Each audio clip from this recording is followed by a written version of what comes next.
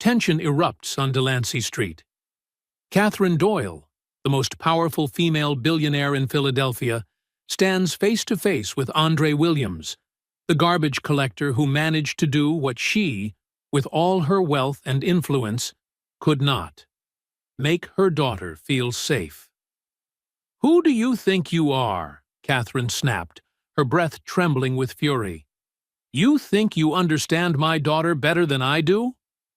Andre calmly placed his dust-covered glove on the trash bin, lifted his head, and looked straight at the trembling woman. His voice was deep yet steady. "I don't need to understand. I just need to listen." "Listen to what?" Catherine stepped closer, her eyes blazing. "The girl hasn't spoken a word in 6 years." 6 years? What could you possibly have heard? Andre's lips curved slightly, his gaze unwavering. "Exactly. Those 6 years, did you ever truly stay silent to listen? Or did you just keep talking, pushing, demanding she respond?" The words landed like a slap straight to Catherine's heart. Behind the iron bars, Lily's eyes widened as she followed every exchange. For the first time in her life, the girl witnessed someone daring to tell her mother things she had never allowed herself to hear. This is the story of how a quarrel that seemed to be nothing but fire and rage became the beginning of a child's path to healing. If you believe there are truths that must be spoken, no matter how hard they are to hear, hit subscribe to True Tale Time now, so you won't miss stories as gripping and emotional as this one. But what could drive a proud billionaire woman to scream at a sanitation worker? And why would a child raised in luxury find peace in a pair of calloused hands? To answer that, we need to rewind time, back to the heavy silence inside the mansion at Society Hill. Philadelphia, Monday morning.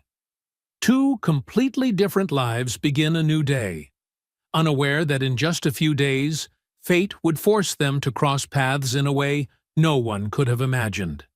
Society Hill, 5:30 a.m.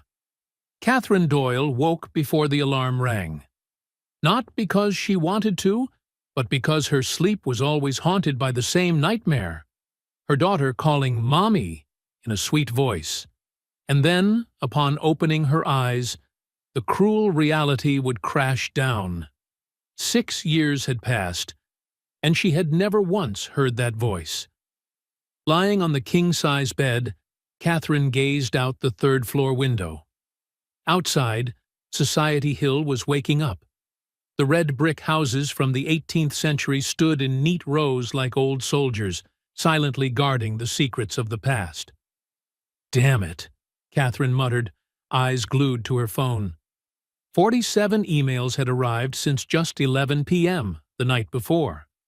Wall Street never slept, and neither did Catherine. But before the emails, she carried out the habit she had kept for 4 years: listening. Barefoot on the Persian carpet, she stopped in front of Lily's door. Pressing her ear against the oak, Catherine held her breath, hoping, just once, to hear her daughter talking to herself, humming a tune, or even just sighing softly. Silence. Always silence. Catherine gently pushed the door open. Lily was fast asleep, clutching the brown teddy bear, the last gift from David, the husband who had died in a car accident. Streetlight spilled through the curtains, casting pale golden streaks across that angelic face. "Stay strong, my little girl," Catherine whispered. "Today will be different. I believe it will." But deep inside, she knew she was only lying to herself. Just 15 minutes away, in a shabby 2-bedroom apartment in West Philadelphia, Andre Williams was waking his son in a very different way. "Rise and shine, champion," Andre patted Isaiah's leg. "Smell that?" Dad's famous pancakes Isaiah, 12 years old, tall with the same eyes as his late mother, chuckled sleepily. Dad always says his pancakes are famous, but you only ever make them for me. Exactly. That's why you're the luckiest kid in Philly. Andre sat on the edge of the bed. Monday. Remember what I always say? New week, new opportunities. Isaiah repeated with a half-smile. That's my boy. They sat together in the small kitchen, morning light streaming through the curtainless window. Nothing fancy, just an old wooden table, two mismatched chairs, the smell of pancakes mixing with coffee. But here was something Catherine's million-dollar mansion never had. Laughter. Dad? Isaiah said carefully as he poured syrup. Yesterday, Johnny at school asked why you don't work in an office like other dads. Andre froze, fork and knife in hand. It was a question he had expected, but was never prepared for. So what did you say? I said, my dad is the strongest man I know, and strong people do whatever it takes to take care of their family. Andre turned away, hiding his misty eyes. You really think that? Isaiah nodded, his voice unusually serious for a 12-year-old. I think Johnny may have a dad in a suit. But that dad definitely doesn't know how to make pancakes that taste like happiness. Andre laughed through the lump in his throat. And that was the difference between the two families. One had everything money could buy, but no laughter. The other had little, but was overflowing with love. You might be thinking, these two worlds would never collide. A powerful billionaire woman with a schedule packed to the minute, and a quiet single father making ends meet. Too distant, too opposite. But in a city like Philadelphia, where old cobblestone streets lead into struggling neighborhoods, sometimes it takes just one moment, and everything changes. Society Hill, 2 hours later. Catherine sat in her Bentley, phone pressed to her ear as the car stopped in front of St. Joseph's private school. Through the bulletproof glass, she watched Lily quietly walk into the building, not speaking to anyone. Catherine, are you still there? The CFO's voice crackled through the line. We need your approval on the Tokyo deal before noon. Yes, approve it, Catherine answered mechanically, eyes still fixed on Lily. Another girl ran up to strike a conversation. Lily only smiled, nodded, then walked away. Catherine bit her lip. Catherine? The CFO pressed. I said approve it, Michael. And book another session with the therapy team. We need to try something different. Hanging up, Catherine leaned back into the leather seat. Today she had 9 meetings, 3 interviews, 1 magazine photo shoot. And tonight, she would return home to a daughter who still would not say a single word to her. Meanwhile, in West Philly, Andre drove his old pickup to the sanitation company depot. On the radio, Stevie Wonder's Isn't She Lovely played, and he sang along, tapping the steering wheel. Morning, Andre. Joe, a 60-year-old co-worker, waved. Always up early, Joe. Early bird finds trash early. Andre grinned. How's Martha? Joe sighed. Doctor says her arthritis is worse. But she's stubborn, out in the garden every day. Andre listened with rare attentiveness. Since Sarah's passing, he had understood one thing. Every moment with loved ones is precious. Tell her if she needs help, I'll stop by. Isaiah should also learn what community really means. Joe chuckled, patting his shoulder. You've got enough on your plate already, Andre. Andre shook his head. All the more reason to teach my son. Community is where you give, not just take. Life has a strange way of pulling people together when they need each other most. And just one day later, on what seemed like an ordinary morning, these two worlds would collide. In a way no one expected. Because sometimes, a chance encounter becomes a lifelong turning point. And sometimes, a silent child is the very voice two adults need to hear. Tuesday, 8:15 a.m. on Delancey Street. Andre Williams's familiar green garbage truck rolled down the oldest cobblestone street in Philadelphia.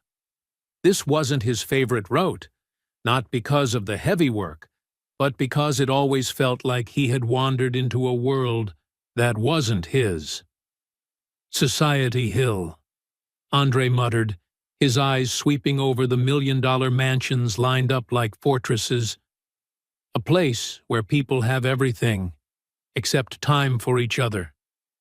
He stopped in front of number 412, a 3-story mansion with glossy black gates and a perfectly trimmed garden. Andre had heard co-workers mention this family, the youngest female billionaire in Pennsylvania, living with her 6-year-old daughter, the child high society coldly nicknamed the Mute Angel. Weird nickname for a kid, Andre frowned, dragging the heavy trash bin. Every child should be noisy and messy. That's what being a kid is. Just as he was about to dump the trash, a small sound came from behind. Andre turned. Behind the iron bars stood a little girl, about 6 years old, golden hair, piercing blue eyes. Her elegant pink dress only highlighted the stark contrast with the sadness in her gaze, a sadness no child should carry.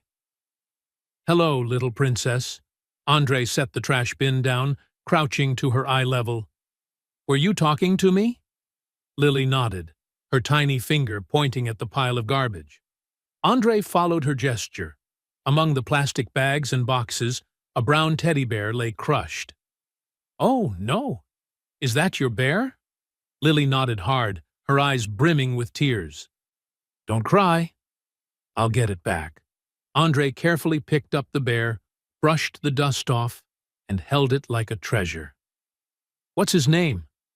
Lily parted her lips, but no sound came out, only a pleading look. "That's okay. You don't have to say it." Andre gently pushed the bear through the gate. "Look at him, so soft, bow tie so neat. He must be very special." Lily hugged the bear tightly, and for the first time her lips curved into a smile. Small, but real. "You know what?" Andre lowered his voice warmly. "My son, Isaiah, has a bear just like yours. Maybe the two bears are distant cousins." Lily tilted her head, curious. Every night Isaiah tells his bear stories, about school, about dreams, and even about missing his mom. Talking to a bear is easier than talking to people, because bears don't judge. They just listen. In that moment, something miraculous happened. The girl who had been silent for 6 years found the first person who made her want to communicate. Lily pointed at Andre, then at herself, then hugged her bear tightly. "You're asking if bears can hug too?" Andre chuckled. "Of course. And those hugs are magical. They make everything feel lighter. To you, this might seem like nothing more than a passing conversation. But to Lily, it was the first time she felt no pressure, no force to speak. Sometimes, the smallest moments plant the seeds for the biggest changes. And this was the very first seed. In the second-floor study, Catherine Doyle was glued to her laptop when Maria, the maid, burst in, alarmed. "Signora Catherine, come quickly! Lily is outside with the garbage man!" Catherine shot up, her heart pounding. "What?" "She's never gone outside on her own." She rushed to the balcony. The sight before her made her grip the railing tight. Lily, the daughter who had never let anyone near, was listening intently to a strange man, and even smiling. "Oh my God," Catherine whispered, her eyes wet. She's reacting." Lily pointed, nodded, even giggled. Reactions Catherine had begged for over 6 years and never received. In that moment, Catherine, the woman who controlled everything in her life, was shaken by a realization. There were things she could not control. And maybe, That was exactly what her daughter needed. Out in the yard, the conversation continued. Andre smiled. You know what I think? I think your bear has been keeping all the words you've wanted to say these past 6 years. And one day, when you're ready, he'll give them back to you. Lily clutched the bear, her eyes lighting up. For the first time in her life, she felt understood without words. Andre stood. I have to go now, little princess. But I'll be back tomorrow, same time. Who knows? Maybe then you'll introduce your bear to me in a special way. Lily nodded, waving her tiny hand. Andre had just turned when a cold voice cut through the air. Excuse me. He turned. A tall woman, blonde hair neatly tied back, elegant black suit. Even without an introduction, Andre knew. Catherine Doyle. Yes, ma'am, Andre spoke. I don't know what you're doing, but my daughter is not allowed to talk to strangers. Andre glanced at Lily, now hiding behind the bars, hugging her bear tighter, then answered calmly. With respect, ma'am, your daughter was just talking to me. In her own way, Catherine froze. She doesn't talk to anyone. She has a medical condition. Andre held her gaze. I'm sorry, but in just these few minutes, she's said more to me than she has in 6 years. Catherine's eyes swept over him. The stained orange uniform, the dusty gloves, the stench of garbage. I appreciate your kindness, but she needs doctors, not small talk from a stranger. Andre nodded slightly. Doctors are great. But I believe sometimes what a child needs most is simply someone willing to listen. The air grew heavy. Catherine felt the blood rush to her face. I think you should leave now. Andre turned to go, but before walking away, he looked back. See you tomorrow, little princess. Don't forget what we just talked about. The garbage truck slowly rolled away. Lily remained, watching until it disappeared at the end of the street. Lily, come inside. Now, Catherine called. But, for the first time in her life, Lily didn't immediately obey. She stood a moment longer, clutching her bear tightly, then walked in. And Catherine knew something had changed. Something beyond her control. That evening, in Andre's apartment. Dad, you've been quiet today, Isaiah said as he grabbed a pancake. Something happen? Andre smiled faintly. I just keep thinking about a little girl I met this morning. She reminded me of you, back when Mom first passed. Isaiah nodded, thoughtful. I remember. Back then, I didn't want to talk to anyone. I was mad at everyone, except you. Why except me? Andre asked. Because you didn't try to fix me. You just sat with me. Andre wrapped his arms around his son. That's right. Sometimes people don't need to be fixed. They just need someone willing to sit beside them in silence. Meanwhile, Catherine stood outside Lily's room, listening. And for the first time in weeks, she heard small sounds.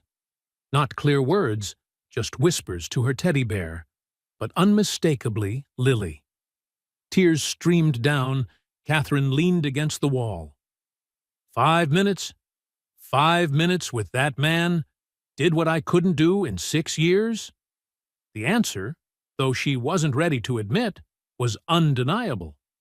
Andre had given Lily something all her wealth could not. Unconditional acceptance. But this was only the beginning. Because in the days that followed, as Andre kept showing up and Lily kept changing, Catherine would face the hardest question of her life. Would she have the courage to admit she had been wrong? And that fiery argument you saw at the beginning was the result of 3 months of tension, misunderstanding, and finally, a heartbreaking truth they both had to face. What began as a chance encounter quickly became a daily routine. and Catherine could no longer ignore it. Every morning at 8:15, Lily waited by the window. And every morning, Andre spent 5 to 10 minutes talking with the girl through the bars. Catherine watched from the second-floor balcony, her heart pounding each time her daughter responded. "This isn't right," she told herself. "I don't know anything about him." By Thursday, Catherine decided to act. She called the city sanitation company. "Hello, this is Catherine Doyle on Delancey Street. I'd like to ask about an employee. Andre Williams." "Is there a problem, ma'am?" The supervisor's voice sounded worried. "I just need to know what kind of person he is." "Andre? He's been here 4 years. Never late, never complains, always does more than his share." "Why do you ask?" Catherine hesitated. "He's been talking to my daughter." "Then that sounds like Andre. He's got a son, too. Real family man. His wife passed away a few years back. He's been raising the boy alone since." That information made Catherine pause. She had prepared for the worst-case scenario. But Andre Williams seemed to be a decent man. Lily began to change. Small things, but clearly visible. On Monday, she finished her breakfast on her own, something that had never happened before. On Tuesday, she placed a drawing on the windowsill, an orange garbage truck and 2 tiny figures, one in orange, one in pink. On Wednesday, Maria reported to Catherine, "Senora, Lily smiled today." Not a forced smile, a real one. Catherine's chest tightened. Her daughter was smiling. At a stranger. With her mother, she was still silent. "Maybe I should talk to him," Catherine told herself. "Ask what he's been doing." But every time she was about to step out, there was an urgent meeting, a pressing email, or a call from Tokyo. By the time she looked up, Andre was gone and Lily was back inside. Andre began telling Lily about his son. "Isaiah started middle school this year," he said, while swapping out the trash bins. "He was scared on the first day." "Know what I told him?" Lily shook her head, eyes wide. "I told him, feeling nervous means you care, and caring is never a bad thing." Lily nodded and pointed to her chest. "That's right, Princess. Everything of yours lives here, doesn't it?" For the first time, someone told Lily that silence wasn't the lack of feelings. It was having too many. Andre also slowly noticed Lily's tiny tells.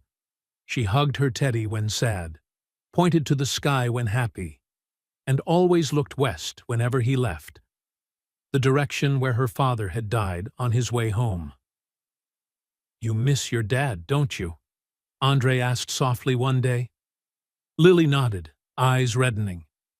"Missing the ones we love is normal. Isaiah misses his mom every single day. Love doesn't disappear when people go. It just changes shape." You might think these were only brief chats through the bars, but for Lily, they were the first bricks of a bridge, from isolation to connection. And for Catherine, each smile, each look from her daughter cracked her shield of control. One more fissure at a time. Catherine began rearranging her schedule to quietly observe. She saw that Andre didn't just talk. He listened. He truly listened.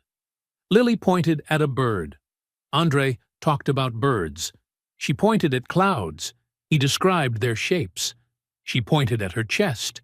He spoke about love. He's teaching her that communication doesn't require words, Catherine suddenly realized, and that she deserves to be heard. But the more she watched, the more guilt gnawed at her. Why was her daughter more at ease with a stranger than with her own mother? One Friday morning, Catherine decided to walk down to the gate. "Mr. Williams." Andre turned and nodded. "Miss Doyle." "Good morning. I want to thank you for being kind to Lily. She's a special girl. It's easy to be kind to her." Catherine glanced at Lily standing behind the bars as usual. "May I ask, what do the two of you talk about?" "Everything and nothing," Andre smiled. Today, she turned clouds into animals. Yesterday, she hummed the song her Teddy likes. "She hummed?" Catherine startled. "Lily hasn't made a sound in years. Maybe she just needed someone to hum along." In that moment, Catherine understood. The problem wasn't that Lily couldn't speak. It was that she hadn't met anyone worth speaking to. Everything flipped when a paparazzo snapped a photo of Lily and Andre. The headline was explosive. "Billionaire lets daughter play with sanitation worker. Scandal." The image spread across the internet. The board of directors called an emergency meeting. "Catherine, this is damaging the company's image," the chairman said. "Investors are asking questions." "What questions?" "About my daughter talking to a kind person? About your judgment? About your priorities? About whether you can separate private life from business responsibility?" Catherine felt the world she had built begin to wobble. All because her daughter had finally found joy. Catherine made a decision. This connection had to end. When Andre arrived as usual, she was already standing at the gate. "Mr. Williams, we need to talk." "Yes, this has to stop. Your conversations with my daughter, they end here." Andre looked at Lily behind the bars, the confusion flooding the girl's eyes. "May I ask why?" "Because this isn't appropriate. You don't understand her history, her needs." "What needs?" Andre gently cut in. "The need to be listened to be understood, to feel that her thoughts have value." "You don't understand." "No." Andre remained calm but firm. "You don't. For 6 years, she's been trying to tell you something. You haven't listened. You've tried to fix her." Catherine choked up. "She's my daughter. I know what's best for her. Do you? For the last 3 months, I've watched her come alive. And now you want to take that away. Just because some guy with a camera says it doesn't look good. Who do you think you are?" Catherine's voice shook with anger.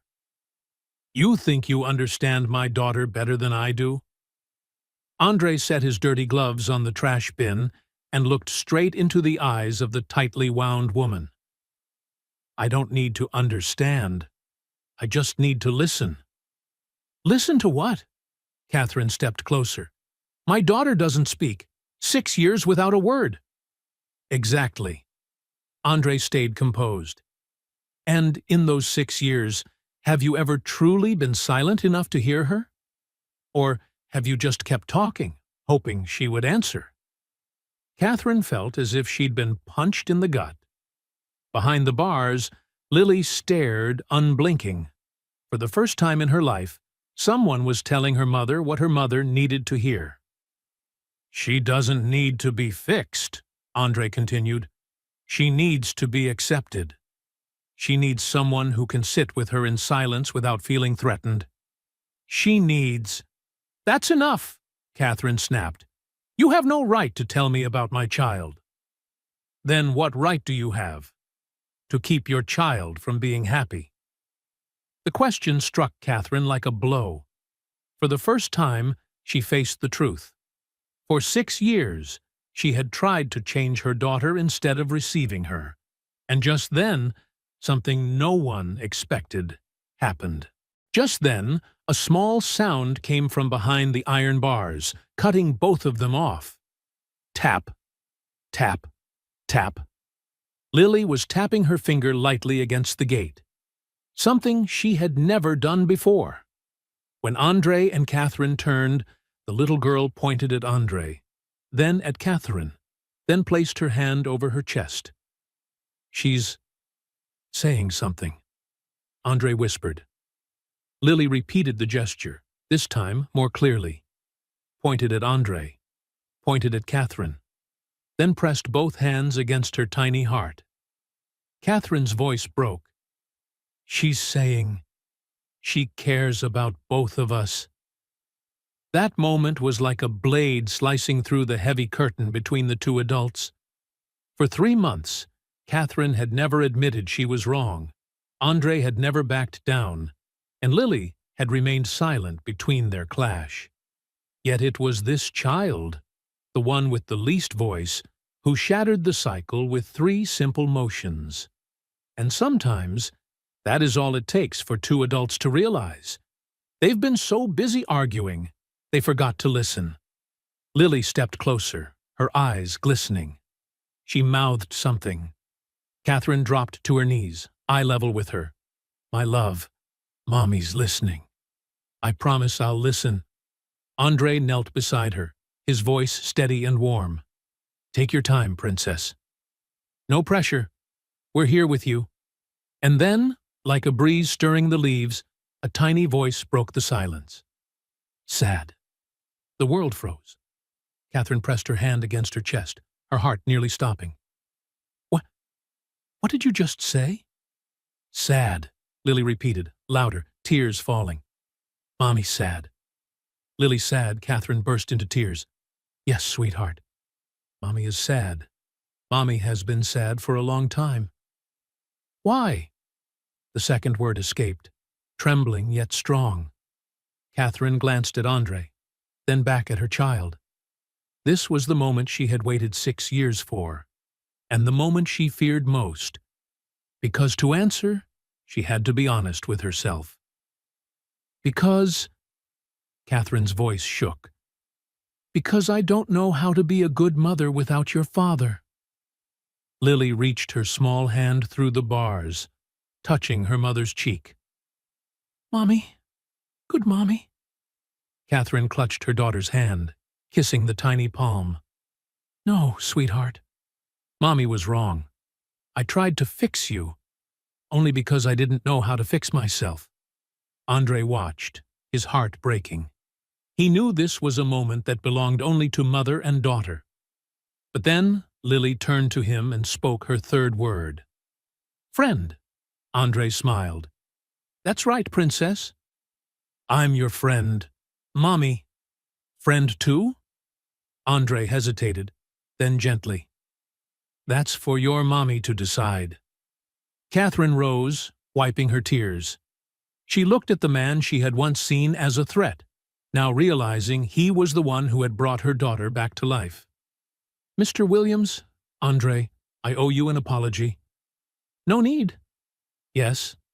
Catherine drew a deep breath. "I was afraid you'd take my daughter away. But the truth is, I lost her long before you came along." Choking, she admitted, "I wanted her to speak, only to prove I was a good mother.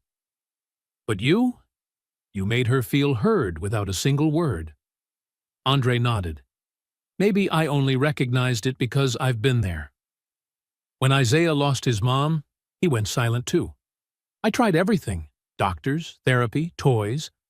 Nothing worked until I sat with him in his grief. I didn't try to fix him. I just listened." He looked Catherine straight in the eye. "Lily isn't resisting. She's protecting. Protecting herself and protecting you." "Protecting Mommy from what, sweetheart?" Catherine knelt, looking at Lily. "Protecting Mommy from Lily's big feelings," Lily said slowly. That was the answer Catherine had searched for 6 years. Her daughter had been silent, not because she couldn't speak, but because she was afraid her overwhelming feelings would hurt her mother. Catherine pulled her close through the bars. "I want to hear it all, sweetheart. The sadness, the joy, the anger, everything. I want to hear it all. Really, really. No more hiding. We'll face it together." Lily turned to Andre. "Andre, help?" Catherine and Andre locked eyes. The tension from 10 minutes ago had vanished, replaced by rare understanding. "If your mom agrees," Andre smiled softly, "I'd be honored to help." Catherine drew a deep breath and extended her hand. "Andre, would you like to come inside for coffee? I think Lily has more to say." Andre glanced at her pale hand with its perfect manicure, then at Lily's radiant smile behind the gate. "I'd be glad to." And when the iron gate swung open for the first time in 6 years, it wasn't just Andre who stepped inside. It was hope, healing, and the chance for a family to be reborn. Lily sat between her mother and Andre on the leather sofa. She still clutched her teddy bear, but now she spoke. Not much, but steadily. Each word was as precious as a diamond. "Bear's name?" "David," Lily whispered. "Like Daddy?" Catherine choked up. "Yes, sweetheart. Just like Daddy." "Daddy? In heaven?" "Yes, in heaven." "Daddy? See Lily talk?" "Of course. And he'll be so proud of you." Lily turned to Andre. "Isaiah, come play?" Andre laughed. "You want that?" "Yes, Lily, teach Isaiah about bears." In that moment, Catherine realized her daughter had never needed to be fixed. She only needed to be loved, understood, and, above all, accepted. But the story doesn't end here, because a breakthrough is only the first step. The true journey of healing, for Lily, for Catherine, and even for Andre, had only just begun. Catherine did something she hadn't done in 6 years. She canceled all her afternoon meetings to stay home with Lily. "Mommy no work?" Lily asked, surprised to see her mother sitting beside her as she drew. "Mommy work later." Now is Lily time. But Lily time turned out harder than Catherine expected. After 6 years without real communication, both mother and daughter had to relearn how to simply be with each other. "What do you want to do, baby?" Catherine asked. Lily thought for a moment. "Sit quiet." "Sit quiet?" "Like with Andre. Just sit." And that was Catherine's first lesson. Sometimes love doesn't need activities or words. It only needs presence. On Saturday afternoon, Andre brought Isaiah to the Doyle mansion. The 12-year-old looked a bit uneasy as he stepped into the vast garden. "Wow, Dad," Isaiah whispered. "This place is like a castle." "Remember what I told you?" Andre reminded him. "What matters isn't what people have, but who they are." Lily was waiting by the door, still clutching Teddy David. Seeing Isaiah, she stepped out, then froze, shy. "Hi," Isaiah said gently. "I'm Isaiah. My dad told me a lot about you." Lily looked at Andre, then back at Isaiah. "Hi, I'm Lily. Dad said you have a teddy named David," Isaiah continued. "That's a cool name." "Like Daddy," Lily lifted the bear. "Daddy in heaven." Isaiah nodded. "My mom's in heaven, too. Sometimes I talk to her in my dreams. And something magical happened. 2 children, one who lost a mother, one who lost a father, found understanding in each other without many words. Not everything was smooth."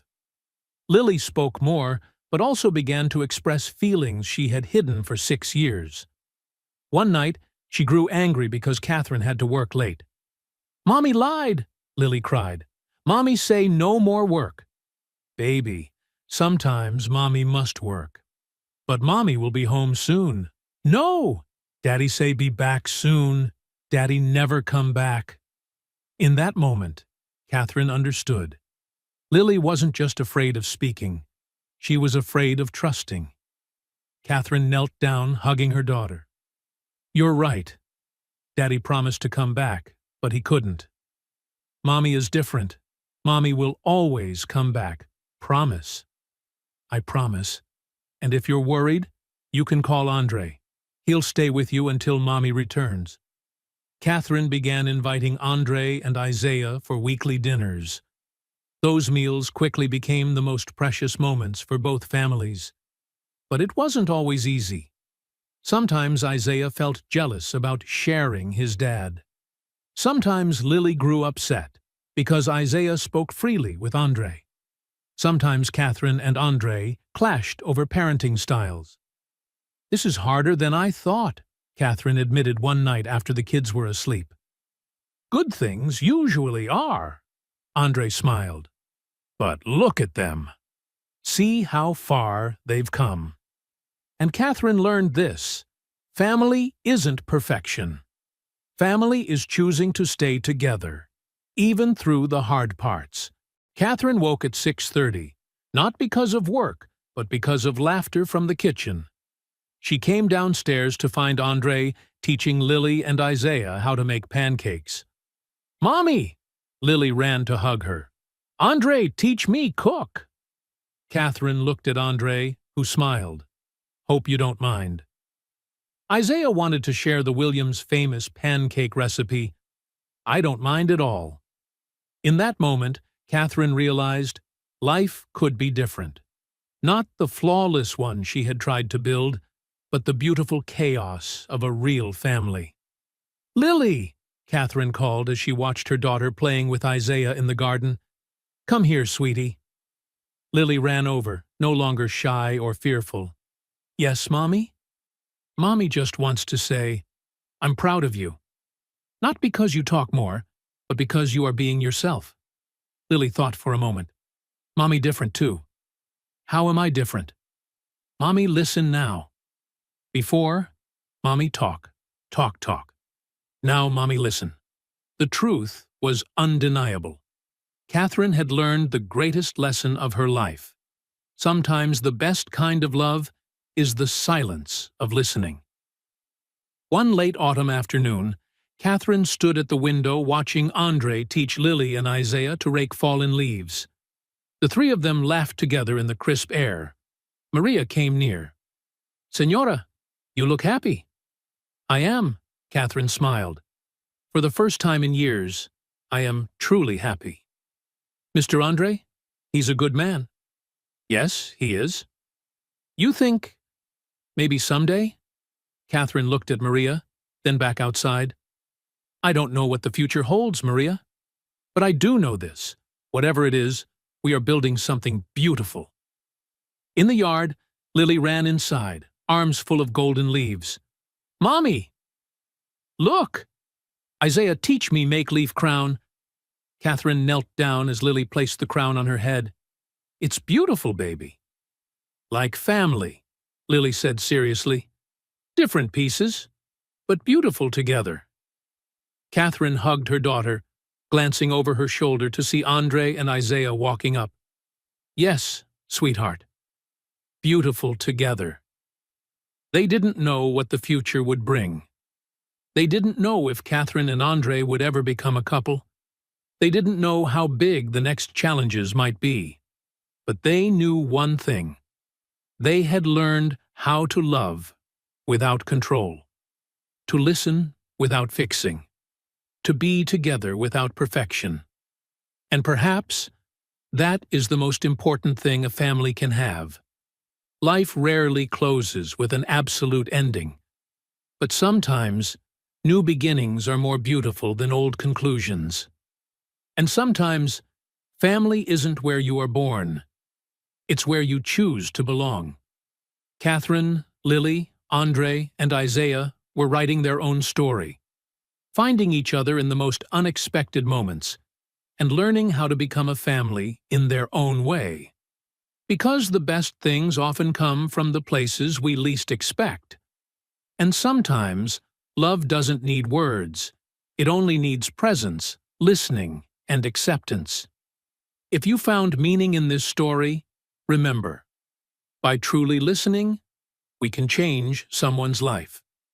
And sometimes, the greatest miracles begin with the smallest gestures. If you enjoyed this video, don't forget to hit like, subscribe to True Tale Time, and turn on the notification bell so you won't miss the next stories. Tell me in the comments, what small moment once made you feel truly heard? Share it below, because somewhere out there, your story might be the miracle someone else needs.